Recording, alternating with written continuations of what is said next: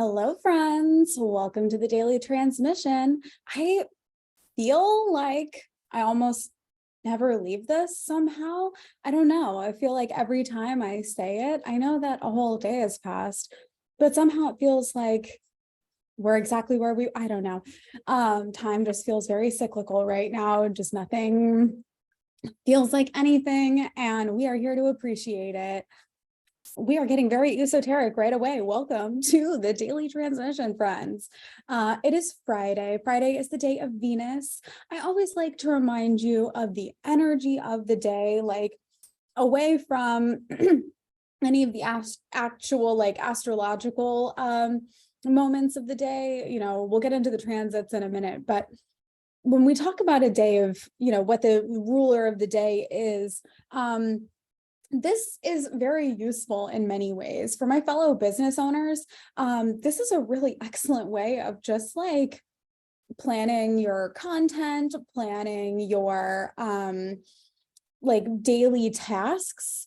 But even the same goes for just like living life and approaching things from an energetic perspective. Because when we're talking about Friday being a day ruled by Venus, this is a good day to talk about two things. This is a great day to talk about money, finances, the material world, a great day for checking into your accounts, a great day for looking at your assets, a good day for checking in with your money people, with your money managers, and a good day for like appreciation. Very big day for appreciation. And that lends to the other side of Venus, because Venus, of course, is ruled by two signs, or is the ruler of two signs.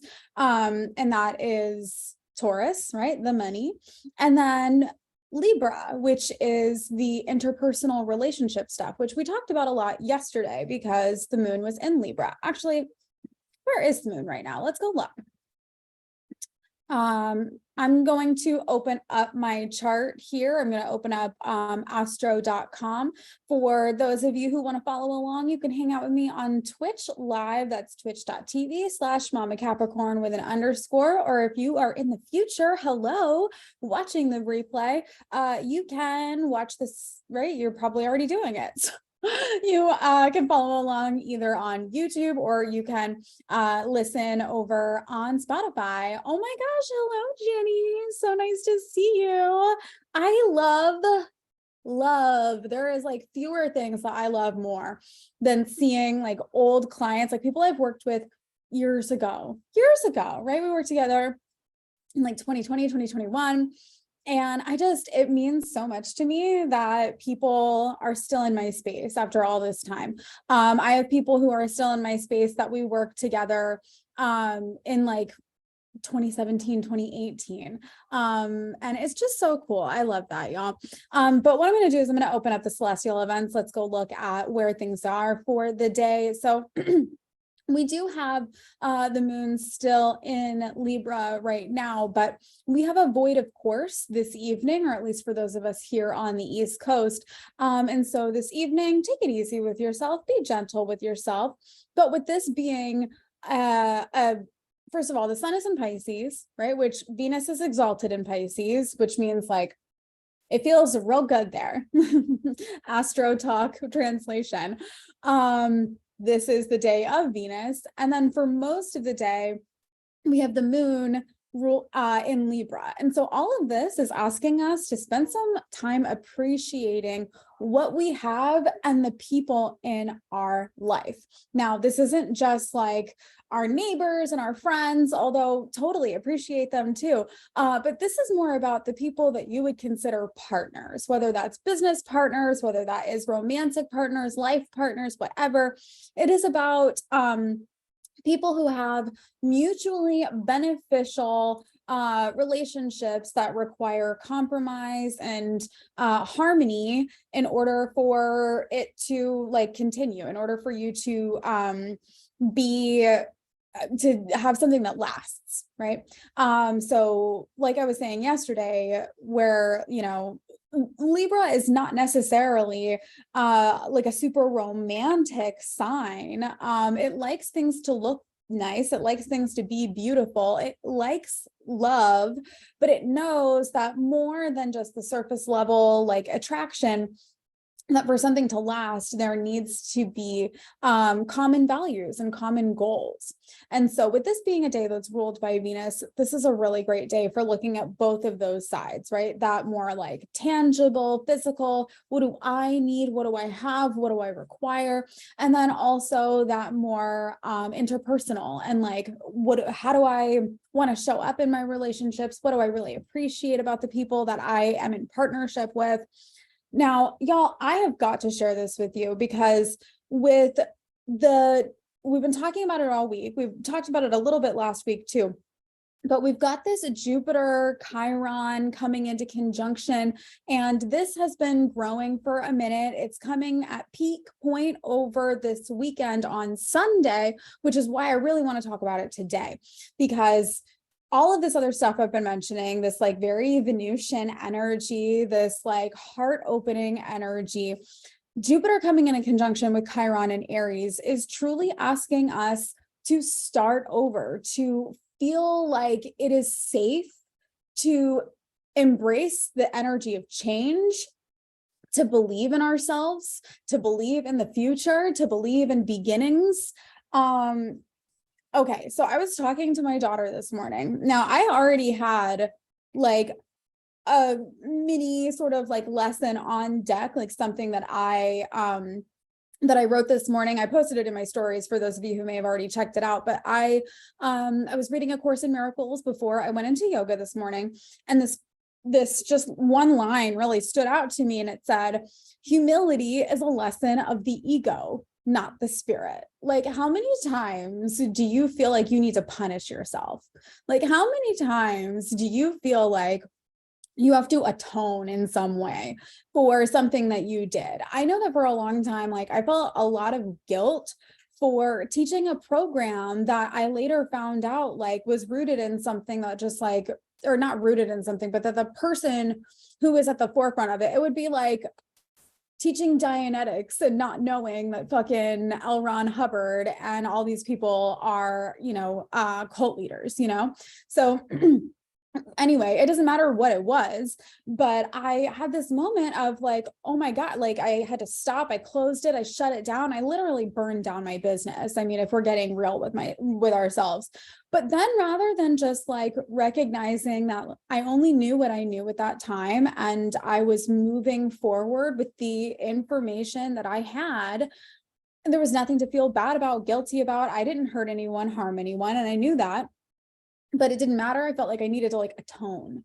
And so I put myself up on that cross for like a while, really just like selling things for way less than I needed to, and just putting myself in a place of like financial distress and putting myself in a place where I was not sustainable. And it's because I was like atoning in some way, right? And it's like I'd already learned the lesson. I learned the lesson and I acted accordingly. I moved with integrity. So why did I need to keep punishing myself? What was that all about, right? It's humility is a lesson of the ego, not the spirit. Okay. So first of all, that's powerful enough. We could shut this down right now and be like, wow, okay, that's something to meditate on. That's something to contemplate today and think about, especially with the whole 22nd gene that we've been discussing this week, and giving yourself grace and not dishonoring the feelings that you have, or the pain that it is that you're trying to avoid. Like, this is a really funny example. And, maybe, I don't know how many people are like very politically like engaged or watching what's going on right now, but there is, and I mentioned before that politics is where I really try to like practice my spirituality and grow, because I'm very Mars and Aries in the 11th house, like peak social justice warrior energy. Like, I cannot fathom people taking advantage of other people, and especially when you are like elected and put in a place of power. Like, why would you want to do that if not to help people? Otherwise, like, do something else. So that said, there is this story that is just like catching on like wildfire right now. And it is he's a legislator. He's somebody in Tennessee. And he voted for like these anti-drag laws, which is ridiculous. They talk about a violation of First Amendment rights, but okay. So he has been discovered or found out to be like leaving like comments on very obviously like gay men's posts, right? So it's like this old dude, he's very old. And he is like on these like 20-year-olds for years. He's been doing this on his verified Instagram account. Like, you're a ray of sunshine. Like, thank you so like, and these pictures are like of like the dude's like ass or like the, which is like fine. It is, be your gayest self, my dude. Okay. Like nobody cares. But why is he so right? Like, why do people do these things? We could choose to judge. We could choose to be mad. We could choose to be like, and part of me obviously does like this is not correct. I know that, but where can I use this, right? Where can I use this mindset, this like extension of grace? It's the recognition that of the 6 fundamental, like core human wounds that we all struggle with: guilt, shame, repression, okay? Separation, what is it? There are 2 more. Anyway, this guy is obviously dealing with repression. This guy is obviously dealing with shame. This guy is obviously dealing with guilt. And so all of his actions that he is taking is a direct projection of him trying to keep himself safe from even acknowledging the shame, the guilt, okay? Can't acknowledge it, so he's in a place of dishonoring. And so what is he going to do? He's going to attack those things, and he's going to project those things onto other people, okay? So it is not about accepting the behavior or saying, oh, this is like, right, we don't have to like them. But we can have that extension of grace of like, oh, like, I see why you're doing this. Because when we can come from that place, we're not in a place of attack. Like, he's already attacking himself. Like, he's already attacking himself. He's attacking us. Like, we can't like fight, like attack with attack. Like, it's just, we're only going to like have more demise. There's only going to further the separation. It's only going to increase the guilt and the shame, and is only going to increase the attack, right? The repulsion. It's like, and we're not going to heal. We can't like move forward and progress as a society if we are like so entrenched in I'm fucking right and you're fucking wrong, right?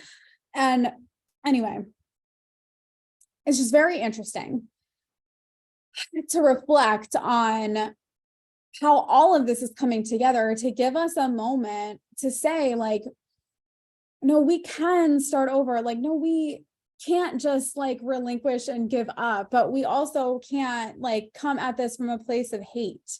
And I don't know, I just really appreciate Marianne Williamson right now. Like, everybody, please, Marianne 2024. Okay. But let me tell y'all how my 7-year-old helped to inspire part of this today too, because like I said, humility is a lesson of the ego, not the spirit. So like, we don't have to prove anything, atone for anything, make anything, do anything, build anything, fix anything, whatever. Like, we're good. Okay. We are good. We don't have to put ourselves through pain, through suffering, we don't have to like put ourselves on the cross, okay, in order for us to be worthy of receiving the comfort, the love, the abundance, the prosperity, okay? Now, my daughter, so she's 7.5. We were talking this morning about, she was having these like growing pains in her leg last night. I mean, we've all been there, right? I didn't get it that long because I stopped growing around like 6th grade, but I remember them. I know what a Charlie horse feels like. And I know that, I can give her a banana, I can like give her some potassium, and I can also tell her to drink water. Because my daughter, I don't know, does anybody else deal with a kid who just like cannot get it through their head that they need to drink water? Anyway, so I was encouraging her, like, please go to school and drink water today. Like, try to drink through your whole water bottle, if not more than that. It'll help so that you don't feel the Charlie horse. You don't feel the pain of the growing pains.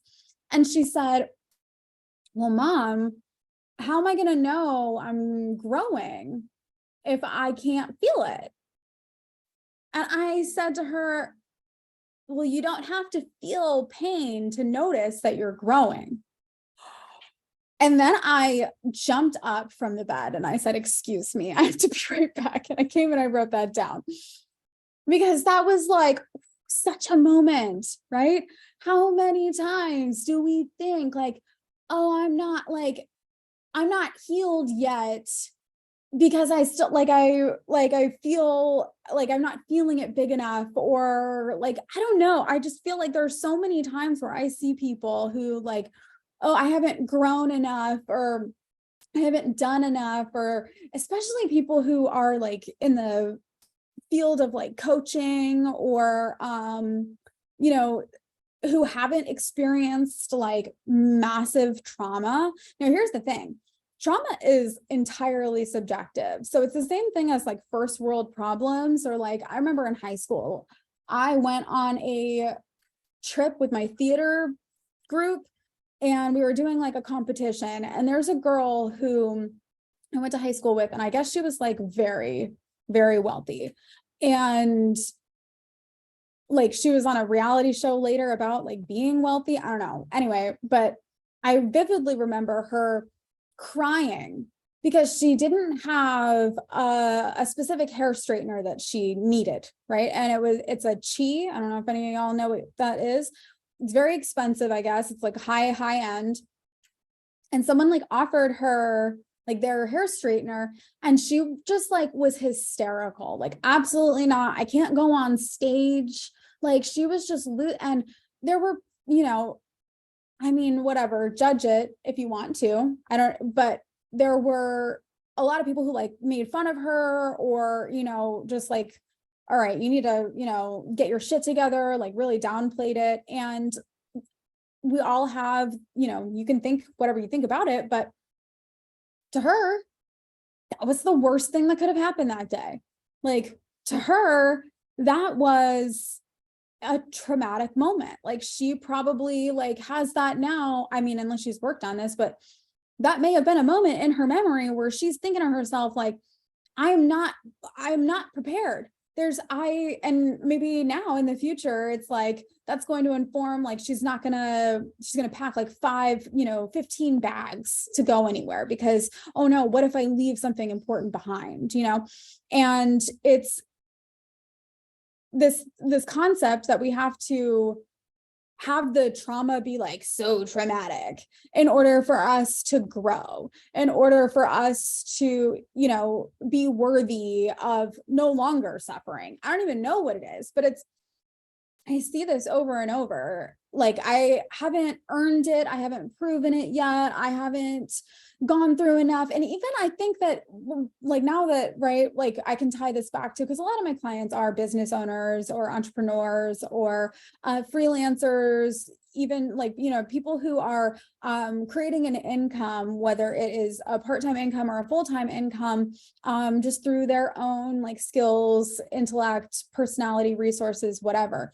And so I think that because there's so much of the energy of like, you need to like put in the work, right? You need to pull yourself up by your bootstraps. You need to, be an intern. I saw this post yesterday and it was talking about you need to be an intern for like 3 years before you can ask to get paid. I'm like, what world are you living in? Why am I doing work? Am I right? Then why on earth do I need to suffer? And I think that it is that it is this like mindset that until you have reached some physical level, and I don't know what that benchmark is, because I think for every person, again, just like trauma is subjective, whatever that internal benchmark is of like when you are allowed to relax, I think that's different for everyone. And unfortunately, I think for a lot of people who were not raised by people or in an environment where it was safe to relax, I think that benchmark just keeps fucking moving. And it's like, when is it going to be enough? When is it going to be enough? When are you going to have gone through enough pain? When are you going to have put in enough work? When are you going to have to, at what point can you fucking relax? At what point can you appreciate yourself? At what point can you appreciate the moment? At what point are you allowed to just be? You do not have to feel pain to notice you're growing. Self-awareness is all that takes. Self-awareness and reflection, right? Because I can see where I've grown in the last 3 months. I haven't suffered in order for it to happen. I haven't had to experience this massive trauma in order for me to have some, spiritual awakening. No, there doesn't have to be this rock bottom this rock bottom moment in order for you to have the epiphany and the awareness that like you are good. You are good, you are safe, and it is okay for you to not be perfect. There's never going to be a point where you are fully healed. There's never going to be a point where you are like fully realized. Like that kind of like realization and enlightenment, like that's what happens when you die. Like it is in the next great adventure, right? It is not, if you could understand it with your human mind, like you would not be like, you wouldn't be able to even process like what's going on around you all the time. So like, that's okay. That's okay. We can take that pressure off of ourselves that we're probably not going to be Buddha in this lifetime. And that's good. All right. And we get to appreciate life. We get to appreciate each other. We get to I keep like gesturing this way because I know that my fiance, y'all, is asleep in the next room. This is a time for appreciating ourselves. This is a time for appreciating all that you have experienced and grown through. And this is a time for recognizing that you get to continue to expand, and it doesn't have to be painful. It doesn't have to have a bottom moment. It doesn't have to, no. We don't have to behave that way. We don't have to behave that energy we can put that away now. We've learned whatever lesson it was that was available for us in that, but it's okay for you to get down off the cross now. Okay. Because you were born worthy. You were born worthy. You have nothing to prove, nothing to atone, nothing to make, do, fix. You are good. So as the Jupiter-Chiron conjunction moves closer and closer into, being direct, that's literally what this is, right? Jupiter talks about belief in something bigger, in expansion, and healing. And Chiron is our wounded healer. It is the part of us that repeats that cyclical pattern. Because guess what, babe? If you reflect, you will recognize that most of the pains, most of the traumas, most of the rock bottom moments that you have experienced in your life, they come back to one of those 6 human wounding patterns. And particularly when we look at your Chiron placement, we can really see where that wounding comes into play for you. My wounding being in Cancer in the 2nd house, it's all about being supportive, being supported, and especially when it comes to the material and finances. So going back to that story that I told you earlier about going into straight like martyrdom because I didn't want to acknowledge the guilt that I was operating from. I didn't want to take accountability and just like release it. nope, I needed to atone. I needed to fix it. And so thus I was like projecting that all over the place and not supporting myself. Okay. So take a good look at yourself. Take a good look at yourself with grace and know that it is okay for you to begin again and that it does not have to hurt. That every time you circle back to this, every time you come back to this wounding pattern, this pain, you get to choose how to react to it. You get to choose how to respond. You do not have to respond from a place of your shadow and from a place of projection. You can respond from a place of self-awareness, from a place of self-love, and just from a point of observation and noticing, wow, there it is again. There's that pattern. I'm going to choose to operate differently this time. I'm going to choose to see this differently. When we choose to see something differently and choose to operate from a solutions place, from a position where we are only oriented toward solutions, which means like only oriented toward what is of my highest and greatest good, what is next for me, what is the best thing for me right now, not fixing whatever was, whatever has been, whatever, what even up until 2 minutes ago. Okay. Love yourself. There is so much space to begin again. And it doesn't have to be an emotional drain. It does not have to be traumatic. You get to choose to see things differently and you get to choose how to respond. I love y'all so much. What a wonderful transmission. Over the weekend too, we have a fucking Scorpio moon. Like, could it get any better? Emotionally ready to go deep with yourself and say, hey, these feelings are here. I acknowledge them, but that doesn't define me and doesn't mean anything about me. And I don't have to operate in response to those feelings. Okay. And yeah, that's it for now. Just wanted to check the transits for the weekend.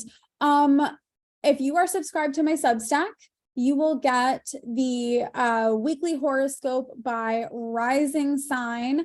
That is for my subscribers, for my members. You can go to the link in my bio and check all of that out right now. But you will get that over the weekend. So keep your eyes on your inbox for that. And if you want to receive that, make sure that you go subscribe to my Substack. So loving y'all so much. I will see you on Monday for the next transmission at 9 a.m. Eastern time. Oh, one more thing.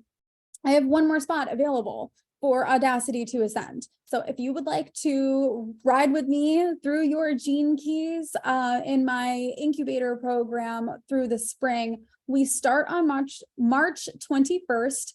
I've got one spot left. If you have any questions, send me a DM, send me an email, or just like get in there, and I will see you on Monday. Love you so much. Have a great weekend.